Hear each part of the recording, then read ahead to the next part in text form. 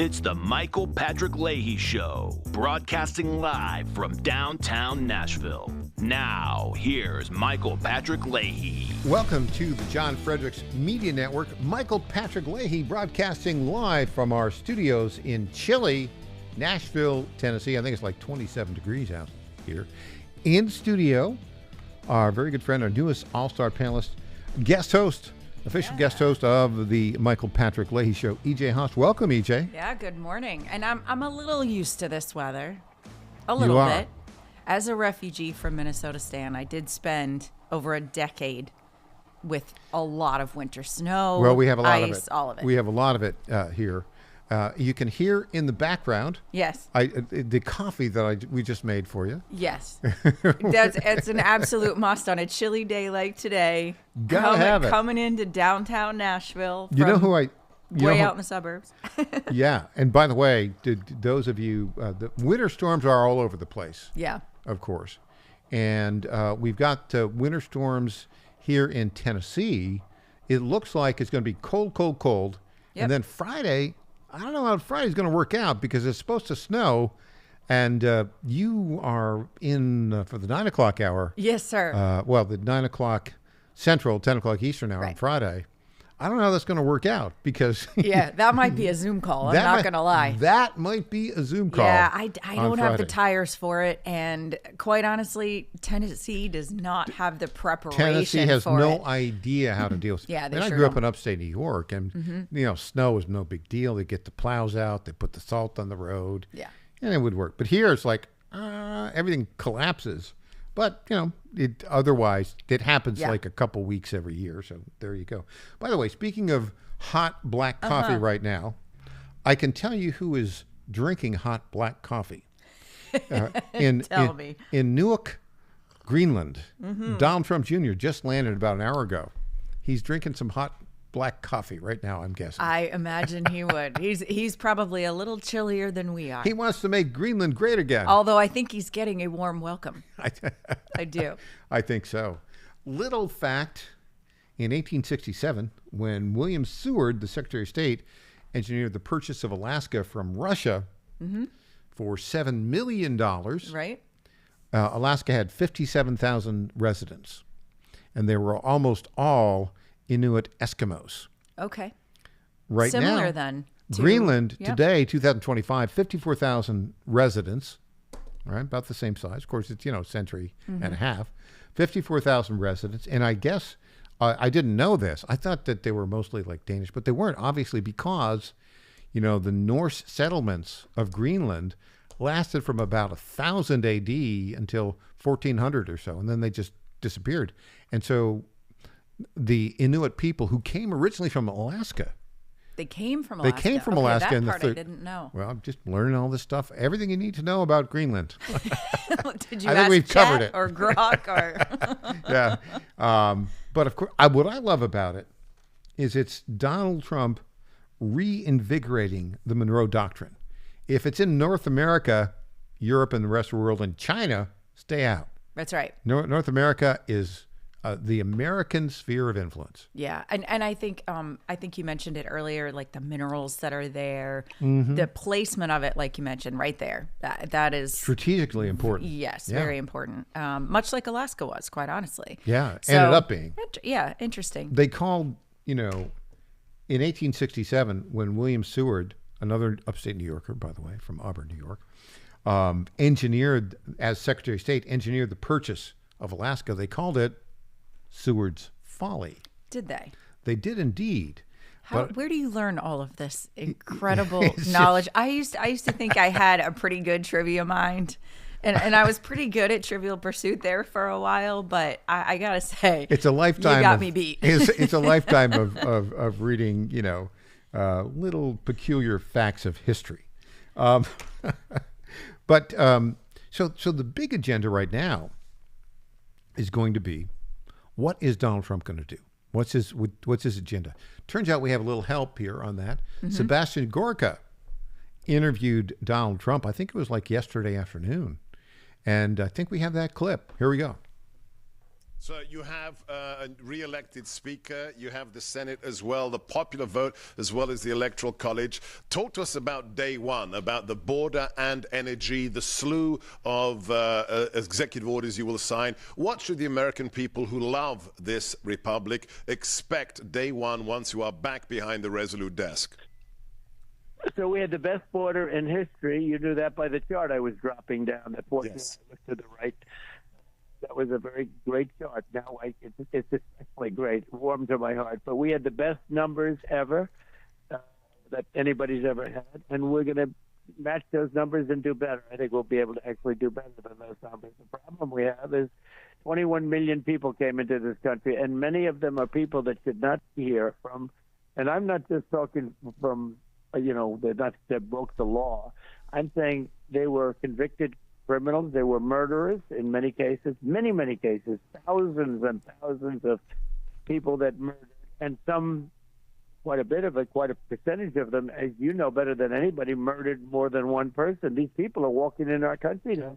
Terror watch list as well, dozens on the terror watch list. Yeah, you have that, and you're seeing that already, but you have terror watch, you have a lot of people that shouldn't be here, and even some of the people that came that didn't have an official crime. These countries are smart.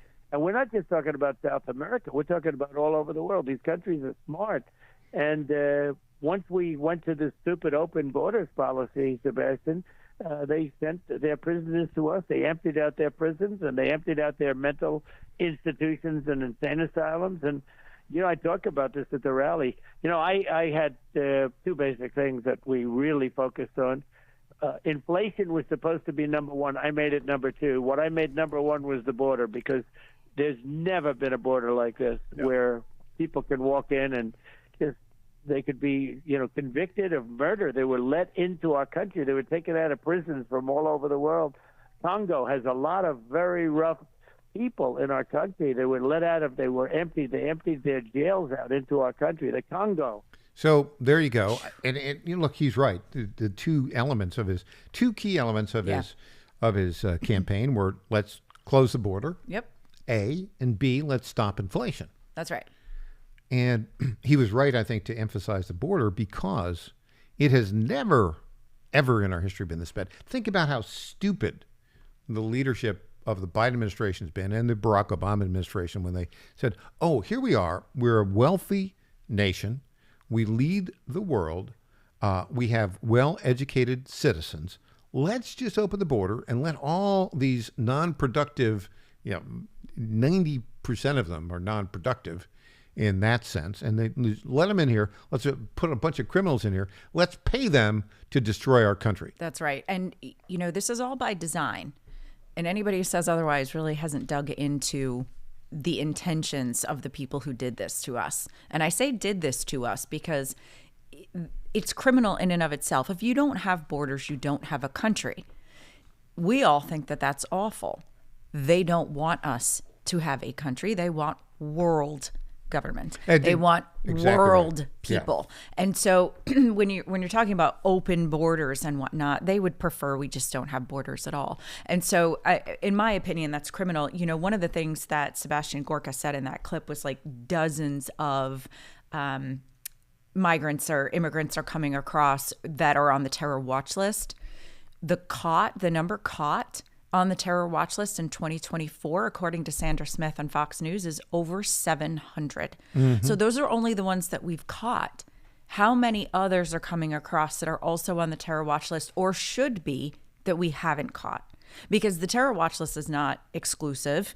Those aren't the only people who are going to be dangerous to us. But if they can get over the border, almost 1,000 of them in 1 year, how many are here that we don't even know about? Sleeper Terrifying. cells. Yeah. Speaker Mike Johnson has something to say about that. We'll hear from him after the break.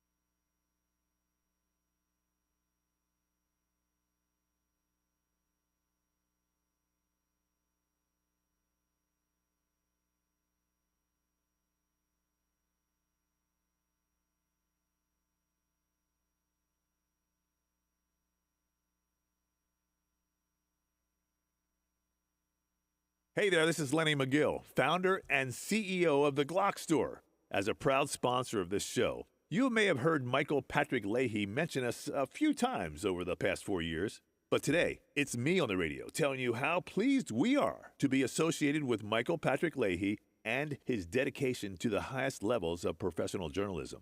Michael Patrick Leahy has been threatened with jail time in bringing the true facts about that Nashville Covenant shooting to his listening audience. Michael Patrick Leahy, you keep doing what you're doing, and we here at the Glock Store will keep sponsoring your show for the good of Nashville and the entire country. And I'm personally inviting all of your listeners to come visit and shoot at the Glock Store. It's where Michael Patrick Leahy learned to shoot a gun for the first time and where he bought his own personal Glock 19. I'm Lenny McGill, founder and CEO of the Glock Store here in Nashville, just minutes from the airports, worth the drive from anywhere, and a proud sponsor of Michael Patrick Leahy and the Tennessee Star Report. Welcome back to the Michael Patrick Leahy Show. Now, here's Michael Patrick Leahy. And welcome back to the Michael Patrick Leahy Show. We are broadcasting live from our studios in kind of cold Nashville. Chilly is the good word. Chilly, yeah. Nashville, Tennessee. We were talking a little bit about the rise of terrorist cells here in Tennessee. And, well, and across the nation, quite honestly. They're in every state in the nation. Every state in the nation. Good point. Yeah, good point. Speaker of the House Mike Johnson had something to say about that. Here we go. Clip 7. FBI Director Chris Wray testified to Congress multiple times over the past year that all the red lights were flashing because we had the wide open border. Joe Biden and Mayorkas and the administration put out the welcome mat for everybody around the world. And President Trump's exactly right. They sent dangerous criminals here. We know have terrorists come across the border and all these violent criminals. They're here. They are among us now, and we believe there may be terrorist cells set up all around the country. We've seen acts of violence like that in recent days, and so this is something that must be addressed. We have to secure that border, and then we have to deal with the millions and millions of dangerous persons who have been allowed in over the last 4 years. That's what President Trump talks about, the deportations or the repatriation program. And it's going to be difficult, and it's going to be costly, but we have to do that to secure the homeland. And I think the American people demand and deserve that, and it's long overdue.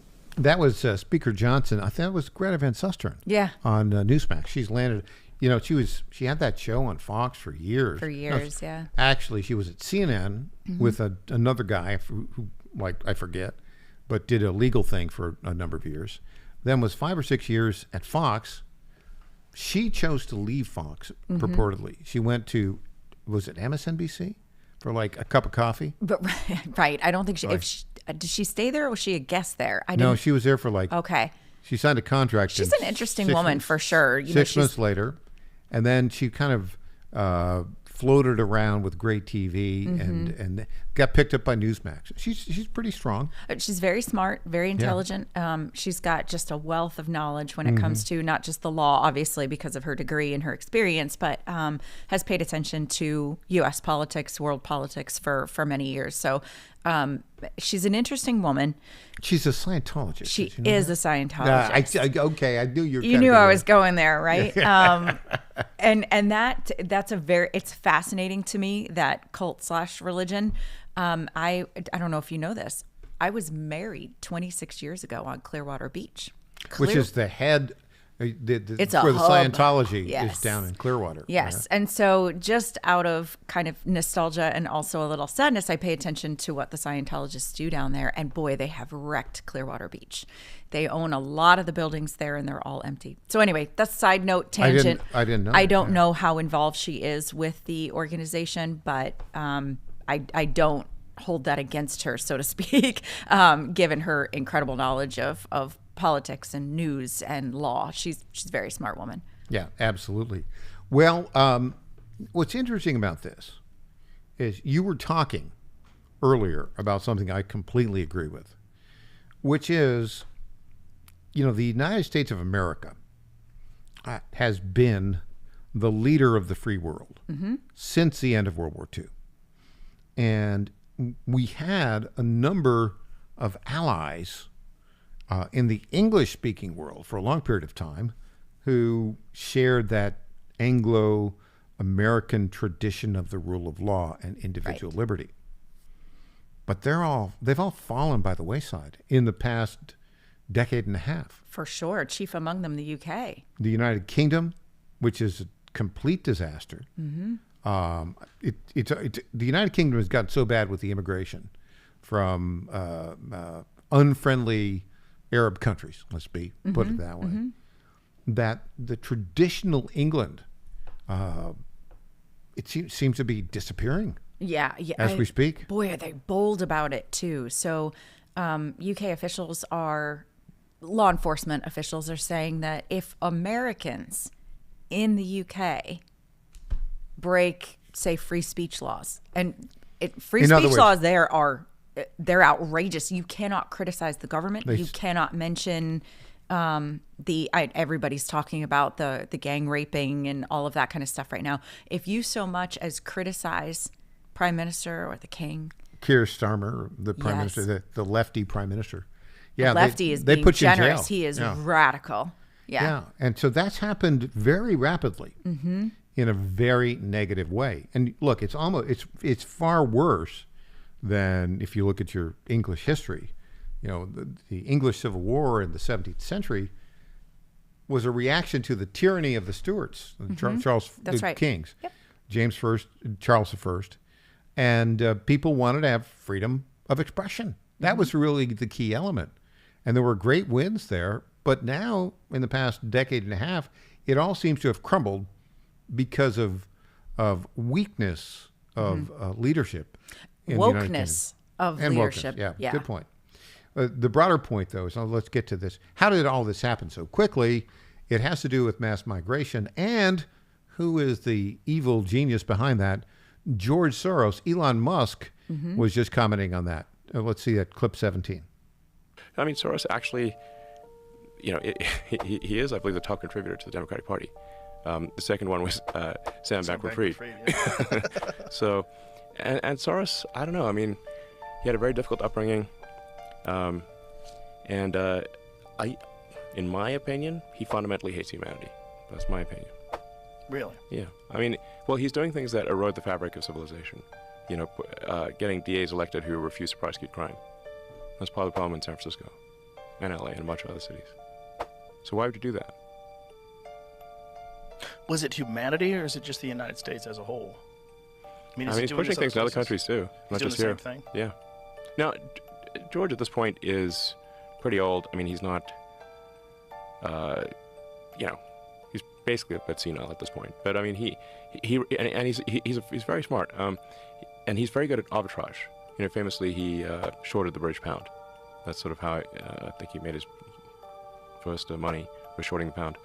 So he's good at spotting, basically arbitrage, like spotting value for money that other people don't see.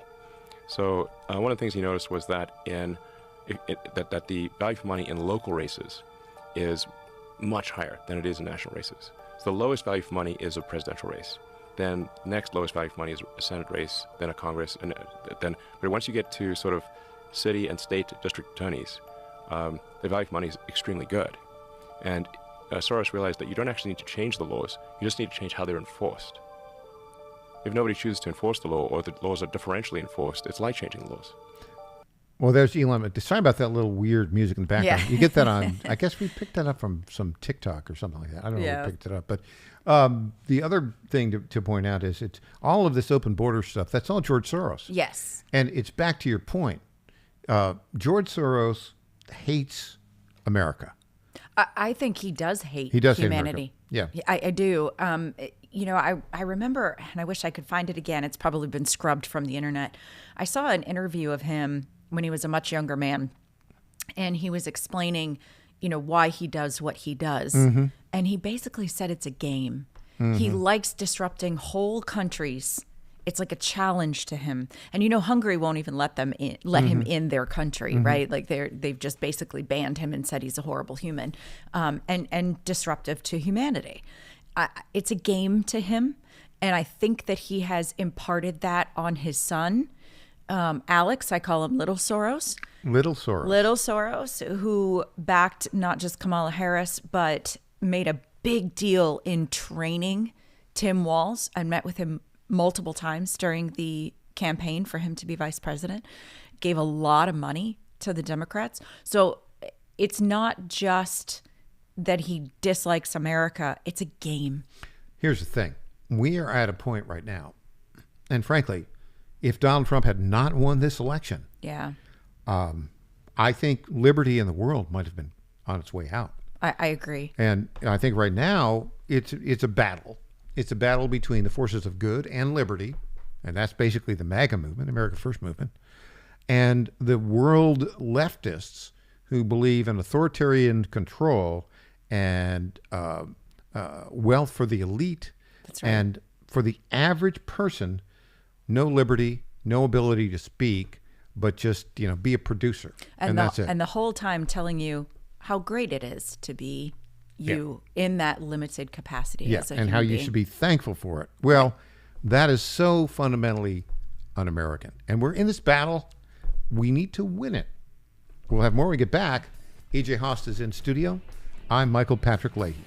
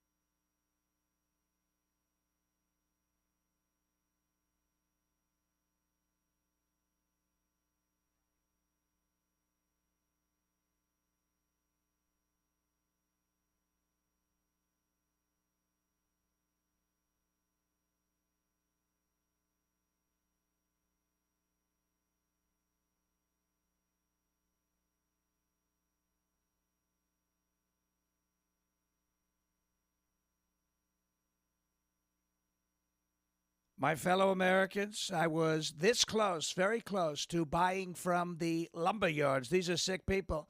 But I turned my head at the last second, and I saw a big, beautiful ad for D.T. McCall's. These are highly respected people. If I had not turned my head at the last second, I would have been ripped off at some lumber yard for $200 in hidden charges, and D.T. McCall and Sons are never going to do that. They'd never do that to you. These are great people. I've known them for a long time. They have great deals, and I just have to say, nobody knows deals like I do. D.T. McCall & Sons has locations in Lebanon, Carthage, Lafayette, Cookeville, and Franklin, and they have been family-owned in Middle Tennessee for over 100 years. These are tremendous people. D.T. McCall & Sons. Check out one of their stores today. Impersonator not endorsed by Donald Trump. Welcome back to the Michael Patrick Leahy Show. Now, here's Michael Patrick Leahy. Welcome back. In studio, all-star panelist and official guest host of the Michael Patrick Leahy Show. Hello, hello. EJ Host. EJ, I'm on this Greenland kick for a bit here.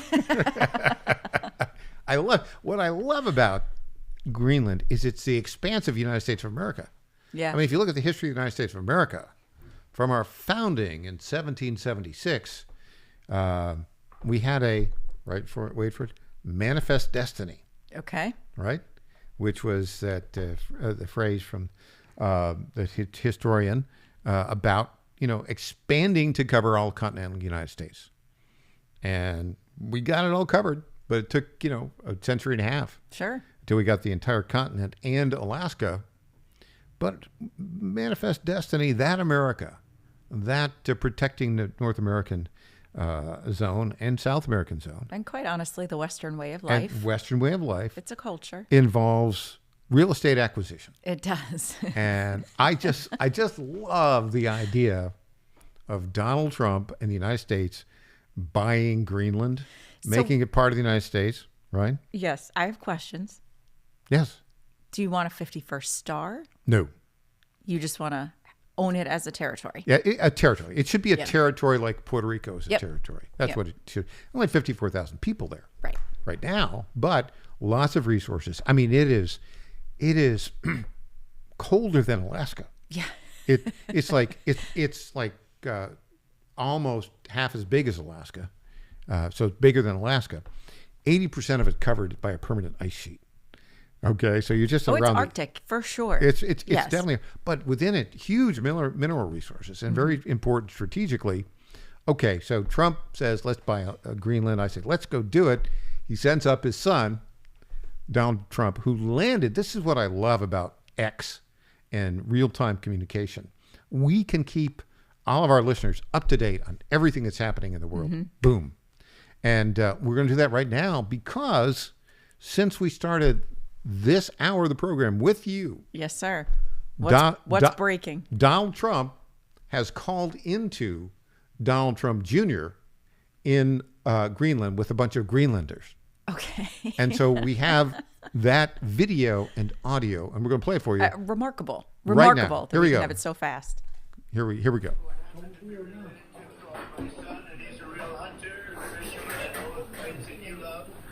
And I thought it'd be great to go up there with his two very talented friends and the other group, a lot of other people. So I just want to say that it's a very special place. It needs security for itself, but it also needs security very much for the world. The location really, you see the people and the ships sailing around, and they're not the right ships, and they're not the ships you want to know about. So we need security, and our country needs it, and the whole world needs it. Yes! Yeah. That was a Greenlander. You are right. You guys like that, right? Look at all the red hats. The Greenlanders are going MAGA. MAGA merch has made it to Greenland. It's an incredibly beautiful place. The people are incredible. The welcome was spectacular. It's pretty amazing. Well, that's great. Well, you go have a good time, everybody, and we're going to treat you well. You know that, and just take care of yourselves. Thank you all very much. See you soon. Be good. Thank you. I love the accent. See you soon. Yeah, the Greenlanders. It's great. They speak Greenlandic. which is a version of Inuit. Learned that on your show today. Didn't know that. But look, I think that's just fantastic. It gets to this point though. Here we have this exciting agenda, literally to make America great again, and P.S. to save the world. Agreed. Now, there are a lot of. I'd like to get your reaction to this. So, on January 3rd, when they had the vote for the speaker, there were two or three, holdouts for a period of time. Congressman Norman from South Carolina, Congressman Self, I forget where he's from. Thomas Massey from Kentucky. Chip Roy ended up voting for the speaker. But to get the vote, finally, the drama was Nancy Mace had to go and drag in Congressman Norman and Congressman Self and put them on a speakerphone, and Trump, who's on the golf course. Right. Called in. Guys, I need you. Got to come in.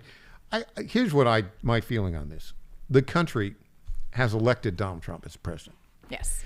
In a landslide, popular vote, electoral college vote, he won it all. And now we control the Senate, and we barely control the House. But my point is, okay, we've got 100 days to run with this thing. We all have to get on the same page. Every Republican, including those who've got, want to make it on the Fox News and say, well, I'm not sure I agree with Donald Trump. I don't think we have time for that. Your thoughts? Yeah, I tend to agree. And listen, I come at this as someone who fundamentally hates omnibus bills. I don't like the multi-purpose, high price tag, many page bills. I just don't. I want one subject, one bill. Here is you're a big fan of, as I am, of regular order. Yes. Which is the process where they're supposed to go through in the prior fiscal year. Right. To go through the committees and in the areas of expertise, and I guess there are like 12 committees that have appropriations bills, and have them review it all and then have it pass through the committees and then go up for a final vote. That's regular order. They've done it like twice in the past 30 years. Yeah, it's been a mess for a really long time. And it's not going to be fixed overnight. And I think Republicans, conservatives, their constituents would do well to recognize the fact that we really don't have a lot of time. In about 18 months, maybe sooner, all of the House reps will be campaigning again. Those who are up for election will be spending time raising money and going to fancy parties, and not really all that focused on what's happening in DC in the chambers. So as much as I hate the process at the moment, I think these Republicans have to remember they didn't win all by themselves. Now, Chip Roy, are you listening, buddy?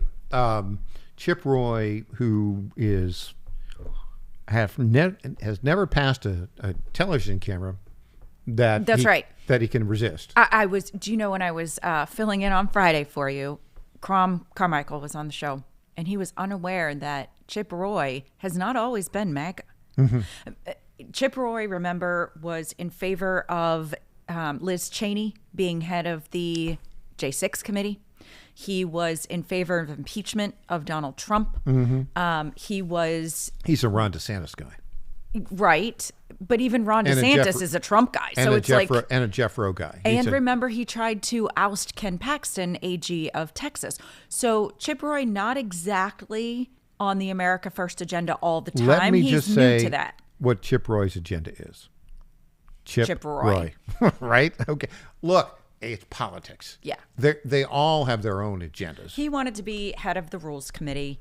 And that's what he was angling for. Yep. And then they're always angling for something.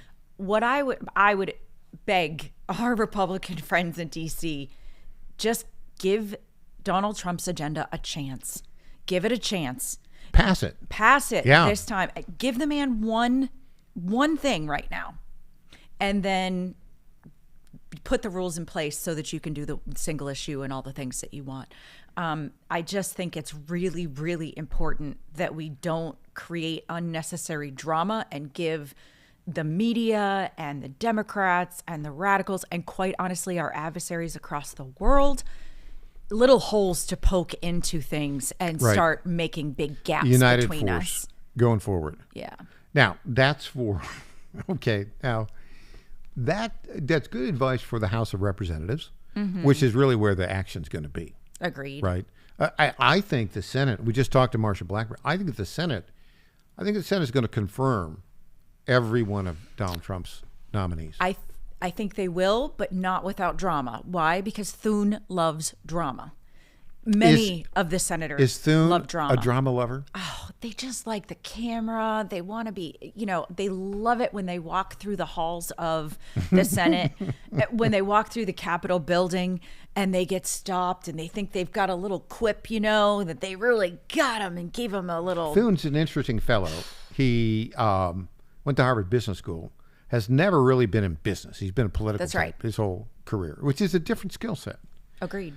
So we'll see how that all plays out. I do think that it's a very narrow margin of this next 100 days. Well, let's just put it this: we're now looking at 1 week and 5 days. 5 days. 5 days, 23 hours. Do you have a and countdown 16 on minutes. your computer? I don't. I'm that just doing it in my head. But it can't come soon enough. It's just. It's not exactly like when you were a kid, the night before Christmas. It's pretty close. It's pretty close. But I'm worried about Santa. I'm worried about Santa's safety. I have to agree with that. And I'm worried that if stuff isn't done right away, that people are going to start using that as a reason or as justification for blaming Trump for things.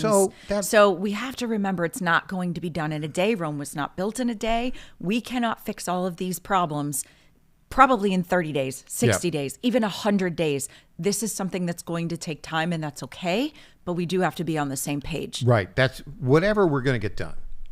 All of our guys and women need to be on the same page. Every Republican, whatever Donald Trump's agenda is, look at all the stuff he went through to get here. Sure. Right?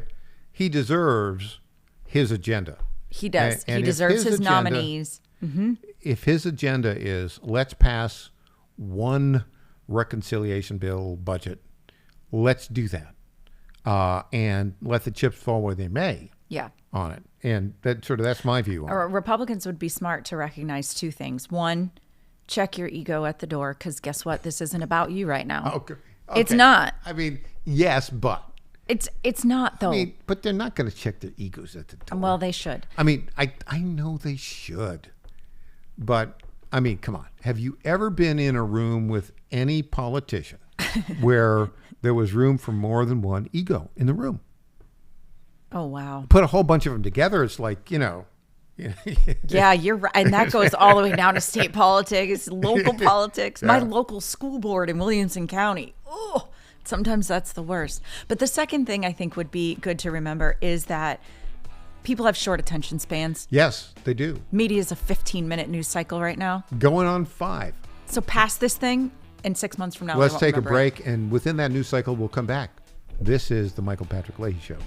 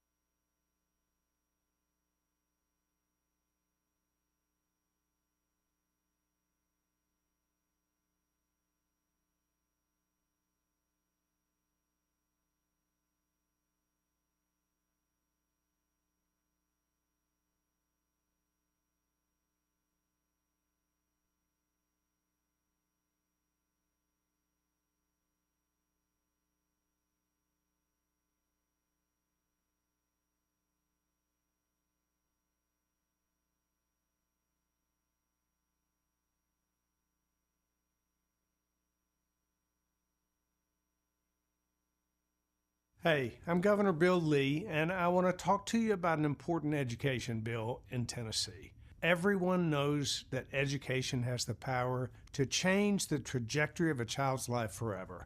And anyone who's raised a child knows that each one's different in their educational needs, and their learning styles, and their talents. The fact is, parents know their own children best. They know what's best for their education and their future. That's why I'm here to talk to you about Tennessee's Education Freedom Act. It empowers parents across our state to use their tax dollars to choose the school that allows their child to thrive, regardless of zip code or income, all while making significant investments in Tennessee's public education. If you want to learn how you can help make the Education Freedom Act a reality in Tennessee, go to educationfreedomact.com and write or call your state representatives. It's educationfreedomact.com. This ad is paid for by Job Creators Network. Welcome back to the Michael Patrick Leahy Show. Now, here's Michael Patrick Leahy. Welcome back. Broadcasting live from our studios in downtown Nashville. EJ Host in studio. EJ, talking about breaking news. Donald Trump just had a press conference down at Mar-a-Lago in Palm Beach, Florida. Mm-hmm. And foreigners now are investing in the United States of America big time, big time. And President Trump has just made an announcement. Let's play it for you. Here we go. Clip 23. Business leaders in the Middle East, indeed the world. He's a founder and chairman of Damac Properties, Hussein Sajwani, very respected gentleman. And I'm thrilled to announce today that Damac will be investing at least $20 billion over a very short period of time into the United States, and they may go double or even somewhat more than double that amount of money. It's a great thing, and I believe he will say that he's doing it because of the fact that he was very inspired by the election. They wouldn't do it without that election, I can tell you. A lot of people wouldn't. You saw last week where we have somebody who's going to go from $100 to $200 billion, and we have many other people, and we'll be bringing some of them out. Some of them like to do it somewhat more quietly, and some don't, and they feel so strongly about the country that they want to let people know about it. But it's an honor to have such a great investor investing in our country. The investment will support massive new data centers across the Midwest, the Sun Belt area, and also to keep America on the cutting edge of technology and artificial intelligence. He's very big into the data centers, and that's going to be a very hot item in the coming years, as you know, with AI. In particular, the first phase of the project will be in Texas, Arizona, Oklahoma, Louisiana, Ohio, Illinois, Michigan, and Indiana, those places. Okay, I noticed he didn't mention Tennessee. The reason he didn't, we already have such a center. Yeah. Elon Musk built it. Yep. In Memphis. Yeah. But this fellow, Hussein Sajwani, he is he's from the Emirates. He's an Emirati. I guess these are the little oil places around Egypt. Dubai. Think Dubai. Yeah. Huge amount of money. And he is pals with Trump. Yes. But here's what I love about this. We're making America great again. And one of the ways you do it, I think a fundamental strategic error that was made, and I'd have to go back to George H.W. Bush, Bill Clinton, George W. Bush, when they all thought, oh yeah, we're going to create a great world economy by letting China manufacture everything. Right. And we're going to destroy the manufacturing capability in the United States. Because it's cheaper. Yeah. But there was such a national security error to do that. Agreed. We have got to build back our leadership. And what I love about this is, and if you listen to Mark Andreessen, who's the venture capital guy who's pals with Elon Musk, you know, America is the leader in AI right now. Now, you may love it, may hate it. Doesn't matter. It's here. That's right. And so you're going to have to deal with it.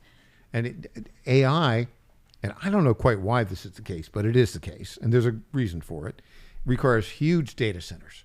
It just uses a lot of power, and it requires a lot of, ones and zeros.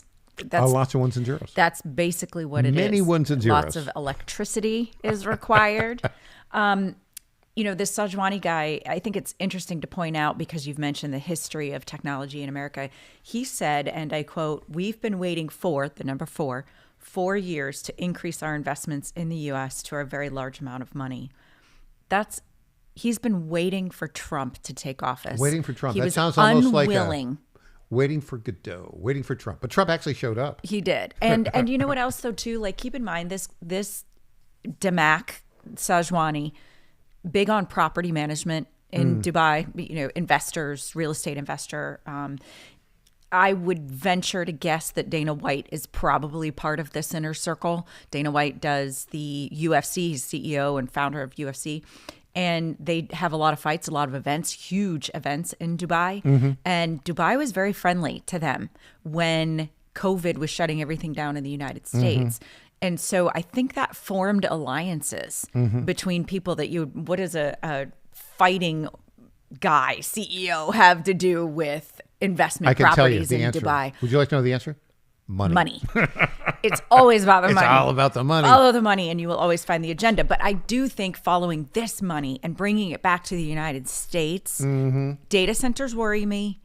AI worries me, primarily because there's hardly ever an ethics conversation around it.